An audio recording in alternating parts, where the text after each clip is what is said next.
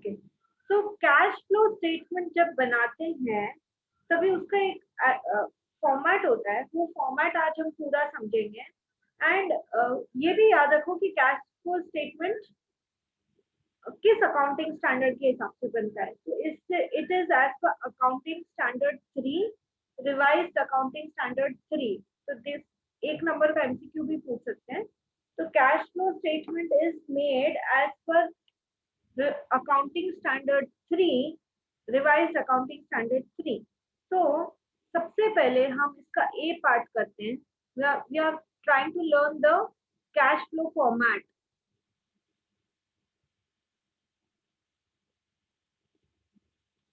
Okay, so first part A लिखो मेरे साथ, cash flow from operating activities.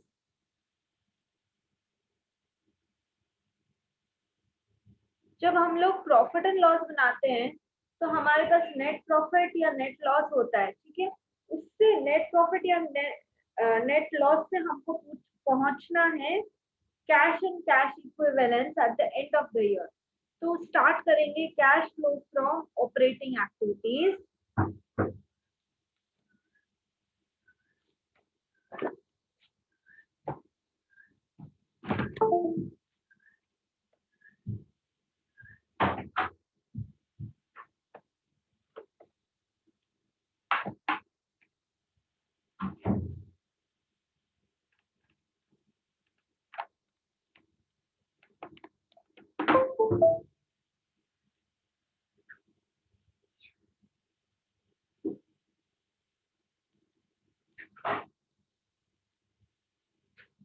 और उसके लिए हम लोग को स्टार्टिंग पॉइंट क्या है?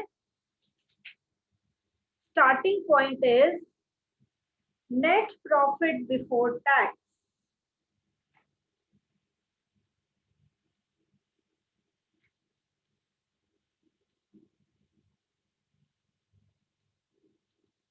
नेट प्रॉफिट बिफोर टैक्स में हम लोग एडजस्टमेंट करते हैं for non cash and non operating items. Net profit before tax कैसे निकालेंगे वो भी अभी समझाऊंगी।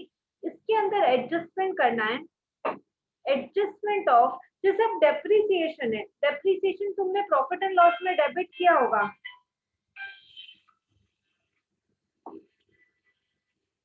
डेप्रिसिएशन आपने प्रॉफिट एंड लॉस अकाउंट में डेबिट किया होगा, but you should know that depreciation non cash item है, तो उसके कारण कैश फ्लो में इफेक्ट ही नहीं पड़ेगा, तो उसको हम ऐड बैक करेंगे। तो इसमें लिखो एडजस्टमेंट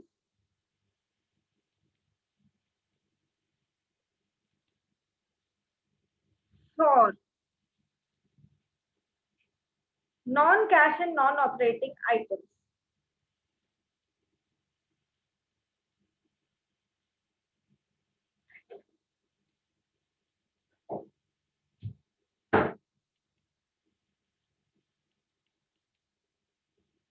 मतलब इस एडजस्टमेंट में हम लोग को बेसिकली क्या करना है, कुछ चीजों को ऐड करना है और कुछ चीजों को हमको लेस करना है। तो ऐड में देखो, डेप्रिसिएशन जब आप पी&एल में डेबिट करते हो तो वो आपके नेट प्रॉफिट को कम करता है, but depreciation is a non cash item. तो कैश फ्लो जब हम कर रहे हैं तो हम उसको क्यों कंसिडर करेंगे? तो हम ऐड बैक करेंगे वो सारी चीजें जो कि कैश कैश फ्लो में कहीं पिक्चर में ही नहीं है। Depreciation is non cash item, तो ऐड करो। सबसे पहले जो भी डेप्रिसिएशन गिवन होगा वो ऐड करना पड़ेगा, नहीं गिवन होगा तो कैलकुलेट करना पड़ेगा। डेप्रिसिएशन, उसके बाद यदि हम गुडविल, पेटेंट, ट्रेडमार्क्स या copyright, that is intangible assets की वैल्यू कम करते हैं, दैट इज बेसिकली उसको डेप्रिशिएट करते हैं, तो हम उसको डेप्रिसिएशन नहीं बोलते हैं, हम उसको अमोर्टाइजेशन बोलते हैं। तो इसमें ऐड बैक करो goodwill,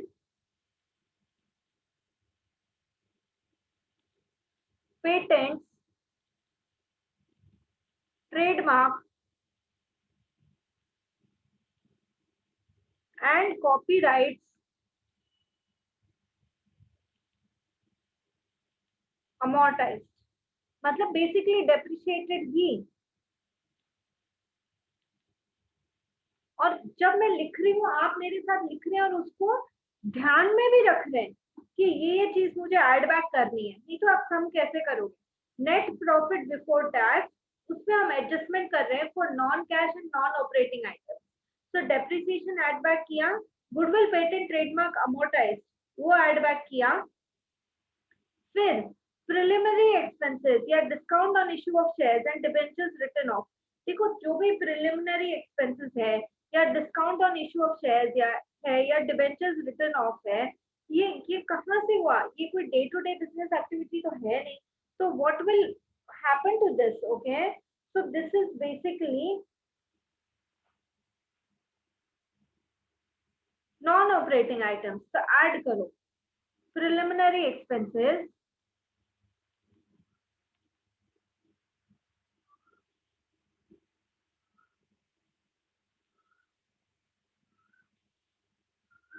discount on issue of shares, यदि क्वेश्चन में हुए तो।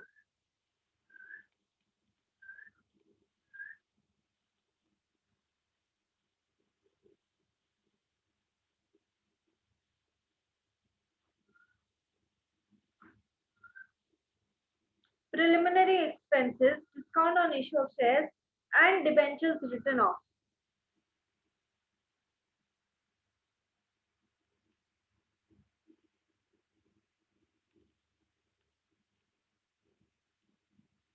एक मिनट है, लर्न करो।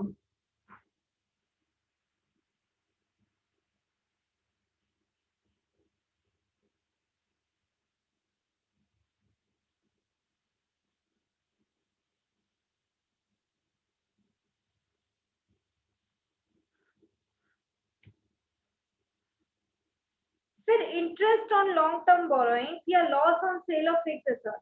देखो फिक्स एसेट्स की बात आती है तो वो इन्वेस्टमेंट एक्टिविटी होती है। जब है ना लॉन्ग टर्म बोरोइंग से हम खुद को फाइनेंस करते हैं तो वो फाइनेंसिंग एक्टिविटी की बात होती है। तो वो यहाँ पे ऑपरेटिंग एक्टिविटी में क्यों आएगा। तो आप वापस एड बैक में ये भी लिखेंगे interest on long term borrowing,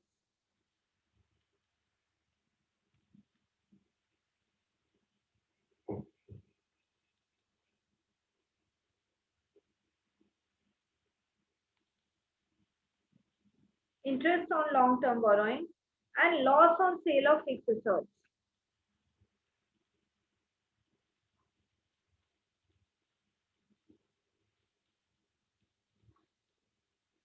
मैं ये हमने इधर क्यों लिखा, देखो आप इसको समझाओ ना। हम लोग क्या कर रहे बेटा, ऑपरेटिंग एक्टिविटीज। देखो तीन हमने पार्ट बोले थे, operating activities, investing activities, financing activities. अब एक बात बताओ आप, फिक्स एसेट्स खरीदना बेचना ये कौन सी एक्टिविटी में आता है। इन्वेस्टिंग। ओके, तो क्या ये ऑपरेटिंग में आना चाहिए। अच्छा हाँ मिस्टी के समझ। नहीं आना चाहिए ना, इसीलिए हम इसको ऐड बैक करें। फिर interest on long term borrowings, जब हम खुद को लॉन्ग टर्म बोरोइंग्स से खुद को फाइनेंस करते हैं तो interest on long term borrowings तो मतलब फाइनेंसिंग एक्टिविटी हुई ना, तो वो फाइनेंसिंग एक्टिविटी में जाएगा। ओके, तो वो वहां पर आएगा, तो कैश फ्लो में ऐड बैक कर दो, यहाँ पर उसका कुछ काम नहीं। तो ये बेसिकली ये सब चीजें हम ऐड बैक करेंगे। अभी लेस करना है कुछ चीजें, तो वो क्या होंगी। इंटरेस्ट इनकम, देखो मेरा नेट प्रॉफिट कोई भी इनकम, चाहे वो इंटरेस्ट इनकम हो, डिविडेंड इनकम हो, रेंटल इनकम हो, उन सब से ऐड होगा, लेकिन वो वो ना नेट प्रॉफिट के लिए कंसिडर करेंगे।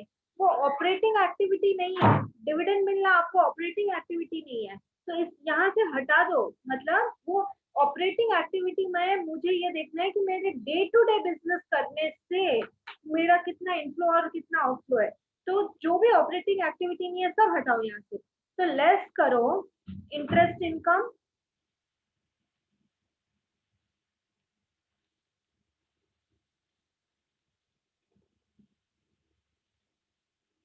डिविडेंड इनकम, हम शेयर्स में इन्वेस्ट करते हैं तो हमको डिविडेंड मिलता है, तो वो ऑपरेटिंग एक्टिविटी कैसे हो गया।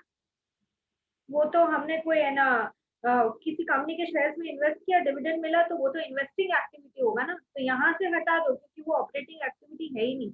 Dividend income,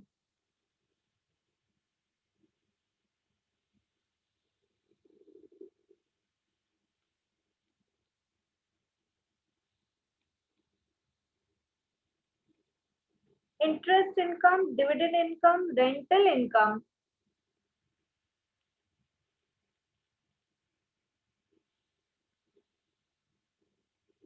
and profit on sale of fixed assets.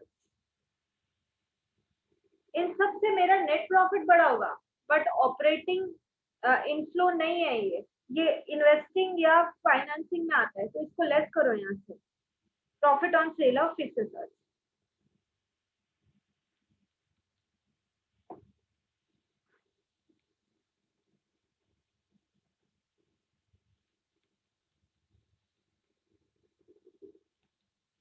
Basically दो कॉलम होंगे इसके, तो ये सब एड लेस करने के बाद, मतलब जो भी नेट प्रॉफिट मुझे गिवन है उसमें यदि इन सब में कुछ कुछ भी चीज है तो मैंने ऐड कर दी, इनमें से कुछ भी चीज है तो लेस कर दी, तो मुझे एक फिगर मिला, ठीक है। लेकिन अभी ये यहाँ फिनिश नहीं हुआ है, अब मुझे किसमें चेंज करने पड़ेंगे, operating profit before working capital changes. अभी तक ये वर्किंग कैपिटल चेंज का एडजस्टमेंट हुआ नहीं है, तो इसमें करो, ये जो फिगर मिला है तुमको, this is operating profit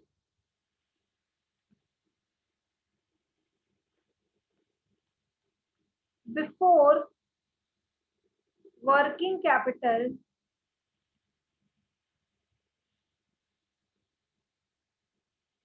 changes,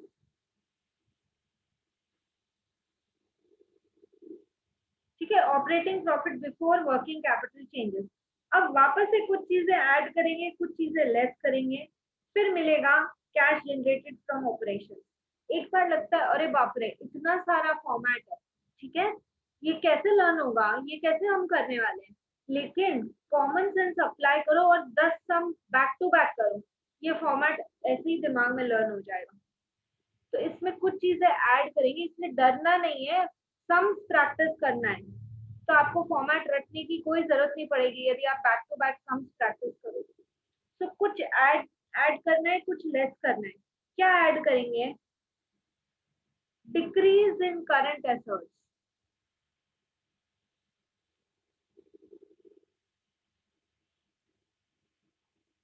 and increase in current liability,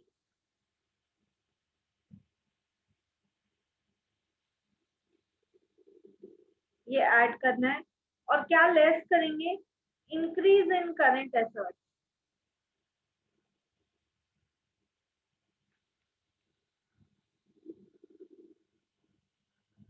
और डिक्रीज इन करंट लायबिलिटी।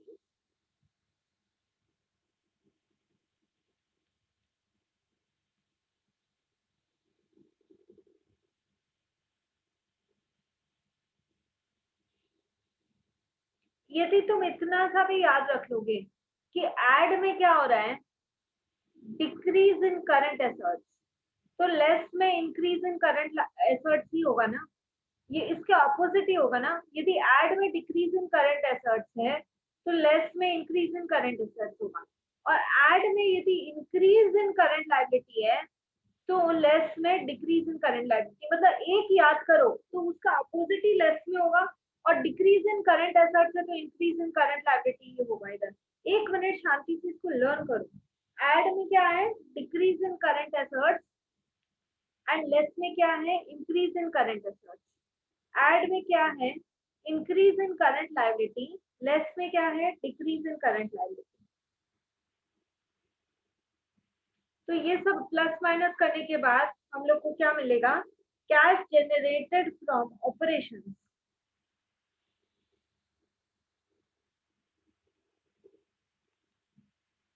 अब करंट एसेट्स करंट लायबिलिटी तो याद है ना तुमको करंट एसेट्स में क्या आता है, इन्वेंट्री आता है, डेटर्स आता है, ओके। तो ये सब चीजें जो है करंट एसेट्स और current liabilities, cash generated from operations.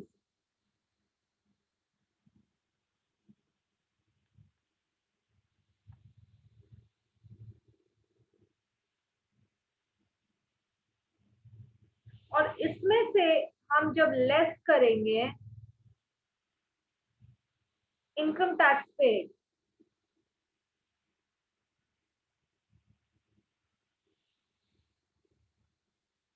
जब इनकम टैक्स पेड इसमें से लेस करेंगे तो हमारे पास क्या बचेगा, net cash from operating activities. जो बचेगा वो क्या है, net cash from operating activities.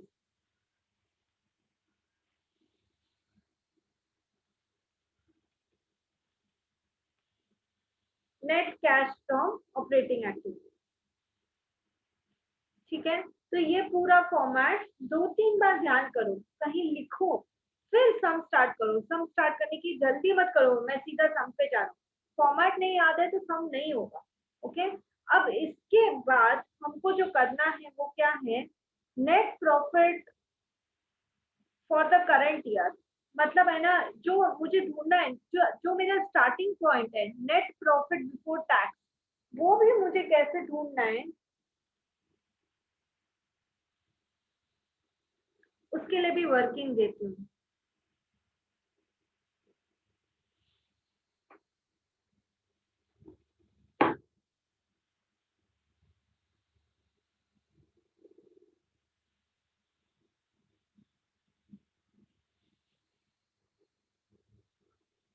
क्या मैं बोर्ड इरेज कर सकती हूँ? हाँ मिस। देखो, नेट प्रॉफिट बिफोर टैक्स कैसे कैलकुलेट करते हैं, net profit of the current year, ये दिया हुआ होगा आपको।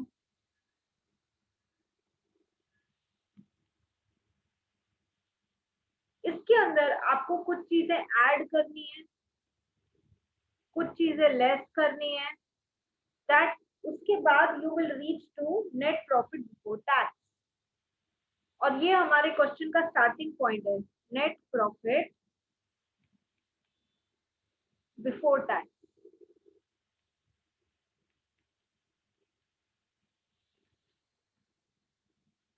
तो समझो, net profit of the current year, मान लो आपने 1 करोड़ कमाया, उसमें से 20 लाख आपने रिजर्व में ट्रांसफर कर दिया, तो नेट प्रॉफिट में से लेस करोगे और रिजर्व में ऐड करोगे। लेकिन वो इसी साल का तो प्रॉफिट था, तो है ना, रिजर्व में ट्रांसफर कर दिया, क्या तो क्या हुआ, इस साल का प्रॉफिट तो था, तो अभी वो रिजर्व में पड़ा है, लेकिन इसी साल कमाया हुआ था, तो ऐड करो ट्रांसफर टू रिजर्व, मतलब add back transfer to reserve, क्योंकि रिजर्व में इस साल कमाया तभी तो रिजर्व में ट्रांसफर किया, तो बेसिकली वो इसी साल का प्रॉफिट था और मुझे इस साल का करेक्ट प्रॉफिट चाहिए कि आपने कितना कमाया, तो रिजर्व में ट्रांसफर कर दिया, तो एक बार प्रॉफिट से लेस कर चुके थे, उसको वापस ऐड बैक करो, क्योंकि मुझे ये जानना है कि इस साल का प्रॉफिट कितना कमाया हुआ है। तो transfer to reserve,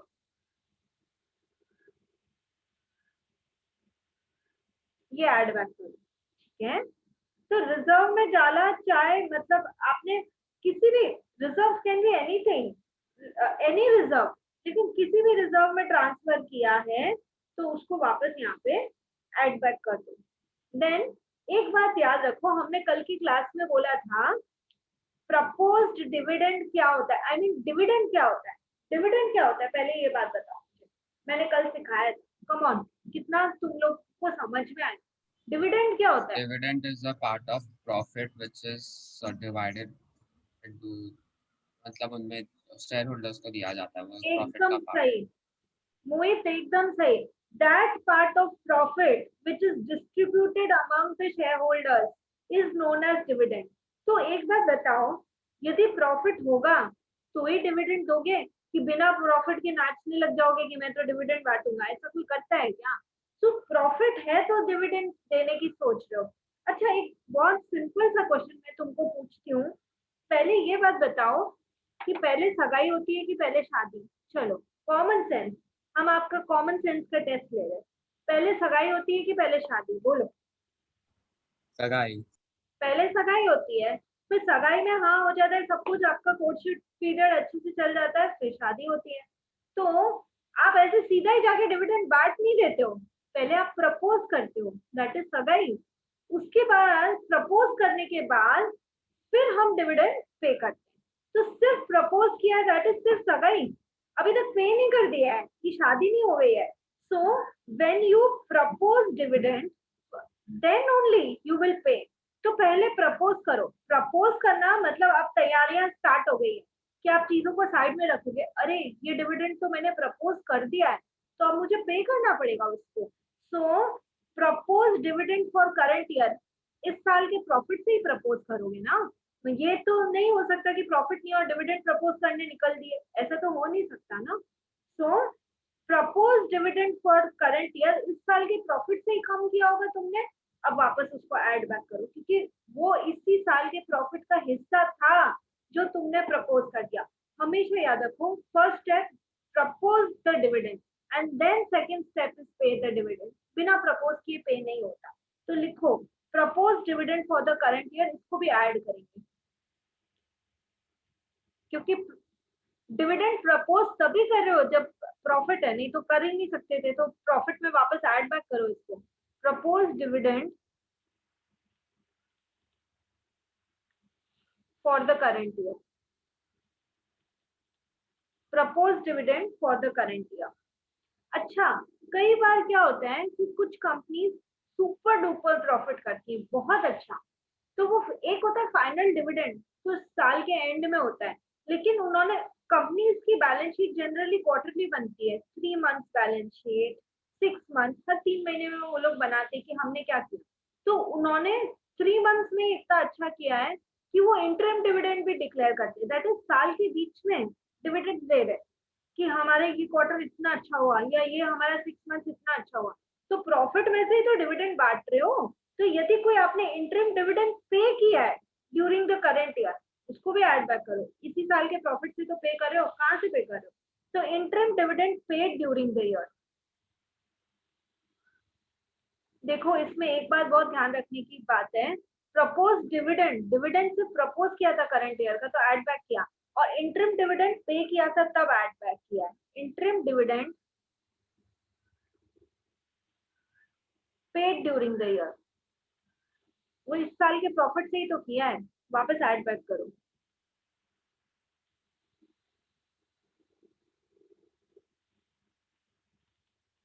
interim dividend paid during the year, तो फाइनल डिविडेंड को तो प्रपोज करते ही ऐड बैक कर लो, इंटरिम डिविडेंड पे करते ही ऐड बैक कर लो, ठीक है, कंफ्यूज नहीं होना इसमें। अच्छा, यदि कमाओगे नहीं तो टैक्स कहाँ से दोगे, कमाते हो तभी तो टैक्स, प्रॉफिट किया तभी तो टैक्स है। तो कुछ आपको पता है कि मुझे टैक्स देने आएगा इस साल क्योंकि मैंने नेट प्रॉफिट किया है, तो वो जो प्रॉफिट है उसका आप प्रोविजन बनाते हो। प्रोविजन इसीलिए बनाते हो कि नेट प्रॉफिट है, नहीं तो कौन बैठे बैठे प्रोविजन बनाएगा। तो provision for tax made during the current year वो भी ऐड होगा। प्रोविजन प्रॉफिट में से ही तो बना है, प्रॉफिट किया है तो provision, provision for tax made during the year.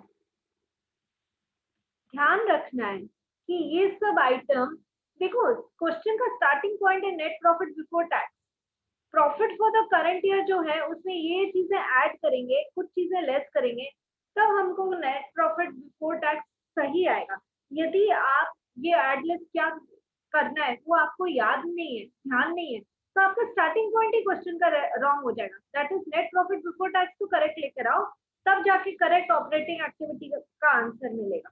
उसके बाद कोई रिफंड आया है टैक्स का तो उसको लेस कर दो, तो लेस रिफंड ऑफ टैक्स,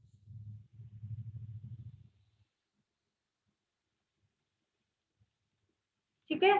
तो net profit for the current year में ऐड करना है transfer to reserve, propose dividend for the current year, interim dividend paid during the year, provision for tax made during the year, less करना है refund of tax, तब जाके मुझे मिलेगा net profit before tax, and that is the starting point of my question. yesterday I said one thing which you should remember very well। मैंने क्या बोला था short term investments and marketable securities are to be taken as cash and cash equivalents only. आपको वापस से याद दिलाऊंगी question करते वक्त। तो अभी तक हमने सीखा है net cash from operating activities. अब हम जाते हैं part B, cash flow from investing activities. Code erase कर दूं मैं? हाँ miss. Okay, cash flow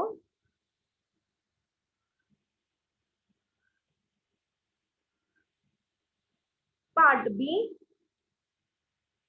cash flow from investing activities.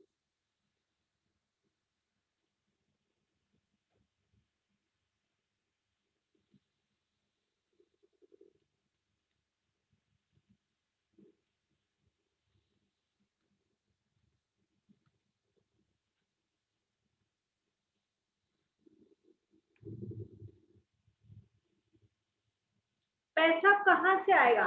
हम फिक्स्ड एसेट्स में इन्वेस्ट करते हैं, हम इंटेंजिबल एसेट्स जैसे गुडविल है उसमें इन्वेस्ट करते हैं, हम कोई कंपनी के शेयर्स में पैसा लगाते हैं तो हमको डिविडेंड रिसीव हुआ, या हमारा कोई फिक्स एसेट्स है जैसे कि बिल्डिंग, वो हमारा है, हमने रेंट रिसीव किया है क्योंकि बिल्डिंग में इन्वेस्टमेंट किया था इसीलिए रेंट रिसीव हुआ ना। तो कहाँ कहाँ से पैसा आता है वो लिखो और कहाँ कहाँ से पैसा जाता है वो माइनस कर दो। स्टार्ट करते हैं। देखो ये इतना कुछ डिफिकल्ट नहीं है। प्रोसीड्स फ्रॉम, फटाफट लिखना, proceeds from sale of tangible fix assets, जैसे लैंड एंड बिल्डिंग है वो बेचा तो उससे पैसा आया तो वो इन्वेस्टिंग एक्टिविटी से पैसा आया। Tangible fixed asset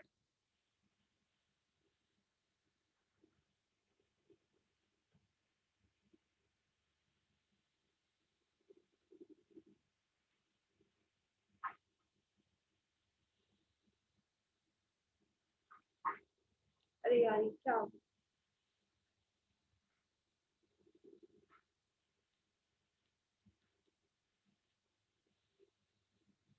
proceeds from sale of tangible fixed assets, fixed asset खरीदना ही इन्वेस्टिंग एक्टिविटी है, and intangible fixed assets like goodwill.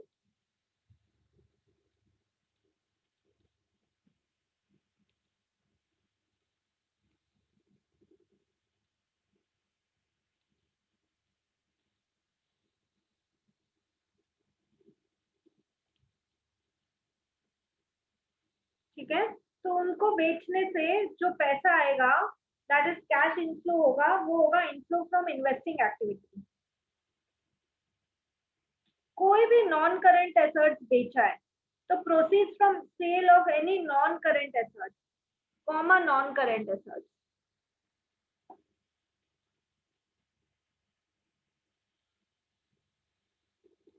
कुछ भी नॉन करेंट एसेट्स बेचा है, चाहे फिर वो टैंजिबल हो चाहे फिर वो इंटैंजिबल हो, उसको बेचने जो पैसा आएगा वो होगा cash flow from investing activities. ठीक है, उसके बाद interest on dividend receive, interest and dividend received, rent received,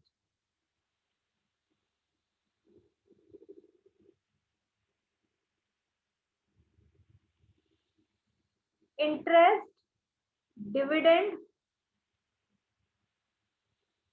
comma rent received, तीनों ही cash inflow from investing activities है। मैंने कोई ना कोई एसेट लिया होगा या कोई ना कोई एसेट में इन्वेस्टमेंट किया होगा तो मुझे इंटरेस्ट रिसीव मिल रहा है। फिर है ना डिविडेंड, कोई कंपनी की शेयर्स खरीदे होंगे उसमें इन्वेस्ट किया होगा तो मुझे डिविडेंड मिल रहा है। कोई लैंड एंड बिल्डिंग खरीद के रेंट पे चढ़ाया होगा तो मुझे रेंट रिसीव मिल रहा है। और ये तीनों काम इन्वेस्टिंग एक्टिविटीज ही है। तो इंटरेस्ट मिलना, डिविडेंड मिलना, रेंट रिसीव मिलना, तीनों तीनों cash inflow from investing activities है। अभी लेस क्या क्या करेंगे? यदि आप परचेज करते हैं फिक्स एसेट्स तो परचेज ऑफ, मान लो ये कोई अमाउंट है, ये कोई अमाउंट है, अभी purchase of tangible and intangible fix assets या नॉन करेंट एसेट्स, तो इससे पैसा जाएगा इन्वेस्टिंग एक्टिविटी के लिए, तो वो माइनस करना है। Purchase of tangible which can be which has physical existence can be touched like land and building, plant and machinery, furniture and fixture, computer and printer, motor vehicle, etc.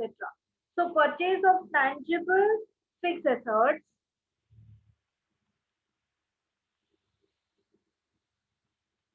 comma intangible fixed assets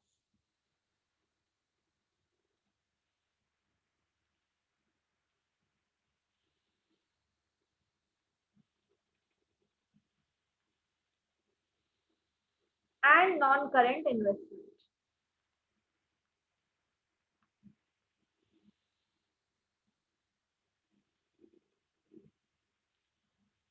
तो ये जो आपने purchase करने के लिए पैसा दिया है इसको माइनस करो, क्योंकि this is basically cash outflow for investing activity.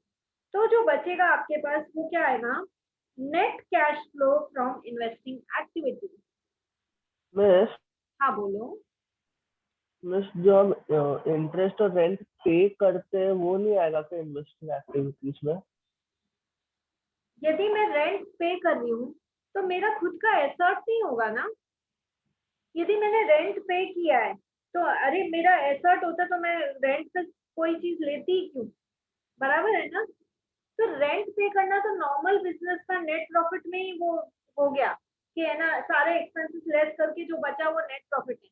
हम बात करें इन्वेस्टिंग एक्टिविटी की, यदि मेरा खुद का ही एसेट में इन्वेस्टमेंट है तो मैं किसी और का जगह रेंट पे लेके और उसको रेंट पे क्यों करूंगी? तो इन्वेस्टिंग एक्टिविटी से उसका कुछ लेना देना नहीं, ठीक है। और सम करते हैं। हाँ इंटरेस्ट पेड तो आएगा ही ना, क्योंकि वो कोई नॉन करंट लोन मतलब लॉन्ग टर्म लोन लिया हो तो। इंटरेस्ट पेड, एक बात बताओ कि है ना, आप इंटरेस्ट पे कब करोगे?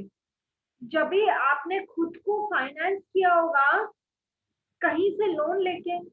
इंटरेस्ट पे मुझे कब कब करना पड़ता है? जब मैंने कहीं से लोन लिया है, बराबर है। और खुद को लोन से फाइनेंस करना कौन सी एक्टिविटी होगी? फाइनेंसिंग हाँ, फाइनेंसिंग एक्टिविटी। हाँ interest हाँ paid on long term या short term borrowings will always be financing, it is not investing। मतलब यही तो मिक्सचर कर देते हैं ना, तो ये नहीं करना है हमको, ओके। तो net cash flow from investing activity इस तरह से आएगा। और ये बहुत जेन्युइन क्वेश्चन था, बच्चे को जरूर ये ख्याल आ सकता है कि अरे जब इंटरेस्ट रिसीव्ड है, डिविडेंड रिसीव्ड है, रेंट रिसीव्ड है, तो पेड क्यों नहीं है? एकदम आपका क्वेश्चन बराबर है, लेकिन क्यों नहीं है वो भी तो समझो कि मैं हेडिंग कहाँ पढ़ क्या रही हूँ। मैं इन्वेस्टिंग एक्टिविटी का मैं शीट बना रही हूँ, cash flow from investing activity बना रही हूँ। यदि मेरे पास खुद के पास ही जमीन है और है ना, मैं तो मैंने इन्वेस्टमेंट किया ही नहीं है, तो रेंट पे जो है वो तो मेरा नेट प्रॉफिट कैलकुलेशन में एक्सपेंसेस बन के पहले ही उसका एडजस्टमेंट हो चुका होगा। और इंटरेस्ट पे करना ऑन लॉन्ग टर्म और short term borrowings is always financing activity, never investing activity. तो ये इतना आप अच्छे से करो लर्न। इन्वेस्टिंग एक्टिविटी में क्या क्या आते हैं? फॉर्मेट नहीं, सम नहीं, सिंपल सी बात है।